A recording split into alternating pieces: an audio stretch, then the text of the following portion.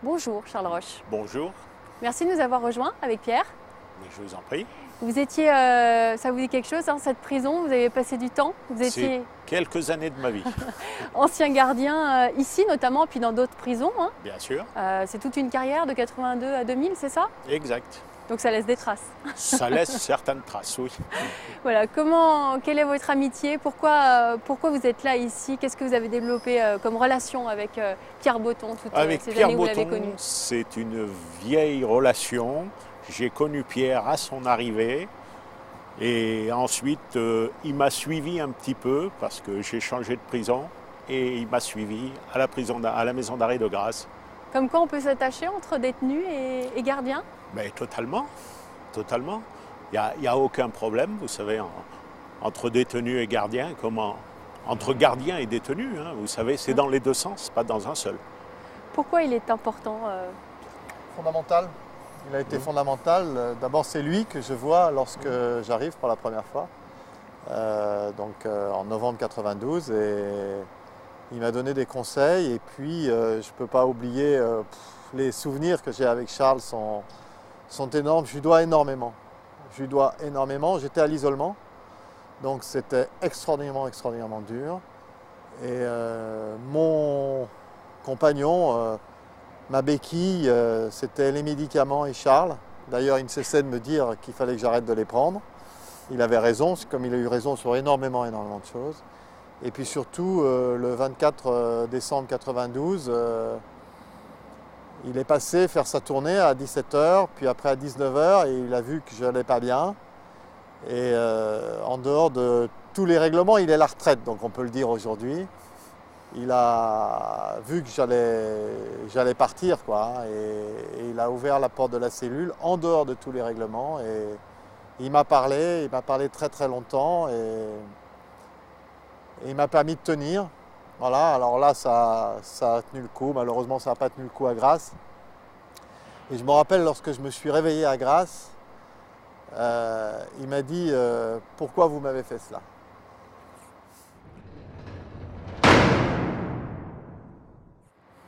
C'est vrai que le taux de suicide ne cesse de progresser dans les prisons. Je ne sais pas s'il cesse de progresser, mais le taux, oui, est assez élevé, oui, bien sûr. En tout cas pour les petites peines, oui. Pour les petites peines et notamment à l'incarcération dans les premières semaines, voire les premiers mois. Pourquoi? Pourquoi? Parce que la prison est un univers totalement fermé, qu'il faut y rentrer pour connaître ça. C'est l'absolu, c'est le trou noir quand on arrive en prison. Hein? Ils arrivent avec leurs problèmes et ils arrivent dans un univers totalement inconnu. Un univers qui est clos avec tout ce qu'on raconte à l'extérieur sur les prisons, qui n'est pas des fois toujours vrai. Mais vous étiez là, et il le dit bien, on le ressent, pour humaniser un peu cette prison. Bien sûr, notre rôle est d'humaniser, mais malheureusement, Pierre était aux isolés. Les isolés, c'est quoi? C'est être seul, voir que le personnel. Donc, avec qui voulez qu'il ait des relations, si ce n'est avec nous? Donc, notre rôle, justement, c'est essayer de comprendre, de connaître les gens, et ainsi de suite. J'ai trouvé ça très beau quand on a parlé ensemble au téléphone. Vous m'avez dit que, quand je vous ai demandé les qualités d'un bon gardien, vous m'avez dit être soi-même et être franc, surtout. Exactement. Être franc, quand on dit quelque chose, vous savez, le détenu est enfermé, n'a rien, n'a plus rien, n'est en possession de plus rien. Donc la seule personne à qui il peut s'adresser, c'est au personnel. Et c'est à nous d'être honnêtes quand on parle, de tenir nos promesses et ainsi de suite. Vous savez, quand il vous demande ne serait-ce qu'une savonnette ou la douche ou ainsi de suite, si on dit oui, il faut tenir notre promesse. Sinon, on n'est plus crédible. Et ce qui est logique. Et une petite anecdote, vous laissiez un peu plus longtemps au parloir, Pierre, oui, parce que ça aussi, c'est difficile pour les détenus. Oui, mais quand il y a la possibilité, il faut pouvoir passer, maintenant je peux le dire, outre les règlements. Hein. Un parloir qui reste vide, pourquoi laisser qu'une demi-heure si on peut le laisser 1 heure, ou voire même des fois un peu plus? Pierre, il y aura des gardiens dans cette prison. Mais moi, vous savez, je suis assez violent, c'est vrai, sur la haute fonction pénitentiaire. c'est-à-dire sur la rue du Renard, sur les fonctionnaires de la rue du Renard, parce qu'ils ne connaissent plus le terrain. La plupart n'ont pas fait de détention. La plupart, la dernière fois qu'ils sont allés en détention pendant 1 an, c'était il y a 10 ans. Ils ne savent plus ce que c'est qu'un détenu. Vous écoutez ce que dit Charles? Et donc, j'ai une vraie reconnaissance, vous le voyez, hein, pour Charles. Et il a accepté que ce centre s'appelle Charles Roche. J'en suis très, très fier. C'est fort, hein, quand même. Oui, hein. mais exact, et j'en suis très reconnaissant. Ça m'émeut, c'est très, très fort pour moi.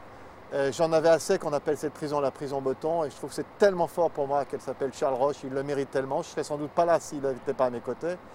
Et c'est pour ça que je veux rendre hommage aux surveillants. Bien sûr qu'il faut des surveillants, mais qu'on les laisse faire leur métier. Qu'on les laisse faire leur métier.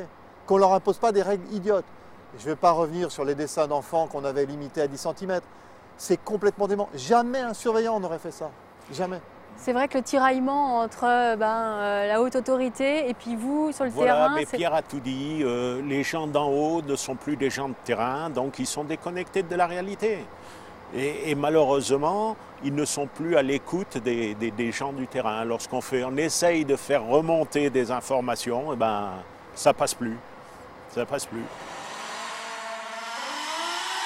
Qu'est-ce que vous pensez de ce nouveau centre pénitentiaire qui va s'ouvrir? Je pense que c'est une très bonne idée, sinon je ne serais pas là.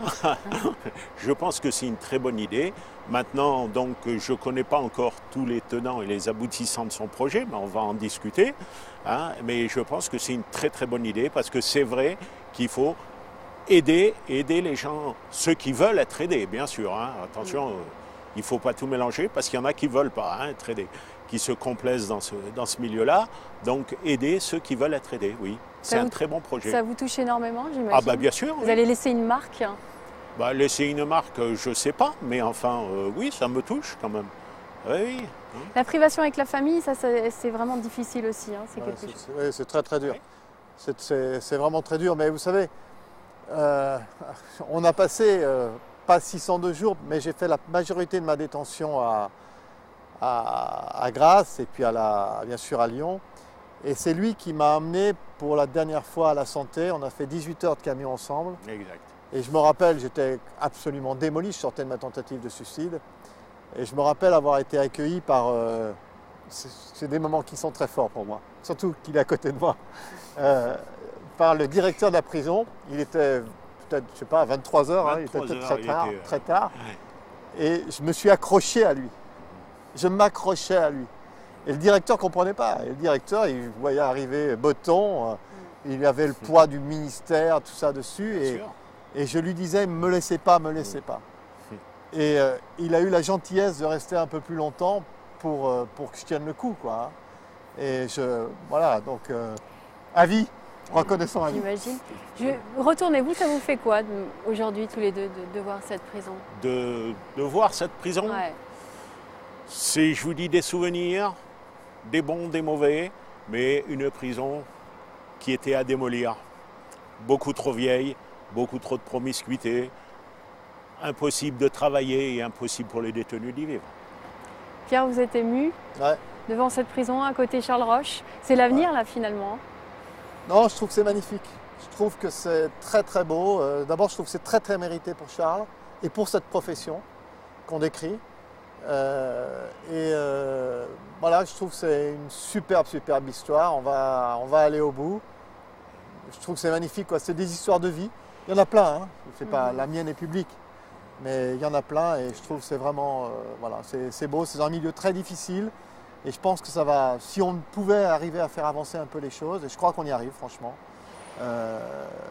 grâce à tous les gens, hein. Vous savez, c'est magnifique l'Olympique Lyonnais, hein. Hugo Lloris, magnifique, 24 ans, il s'engage pour la première fois dans une cause, il s'engage de celle-ci. Donc je trouve que tout ça est très fort et voilà, c'est l'être humain. Voilà, ça donne confiance dans la vie, confiance dans l'être humain. Il a tout dit, parce que notre métier, c'est de travailler avec des humains, pas des machines. Voilà. Il n'y en aura pas qu'une, il y en aura d'autres pour finir? Si n'est que moi, il y en aurait beaucoup. Mais si vous avez cru comprendre, je ne suis pas tout à fait tout seul à décider.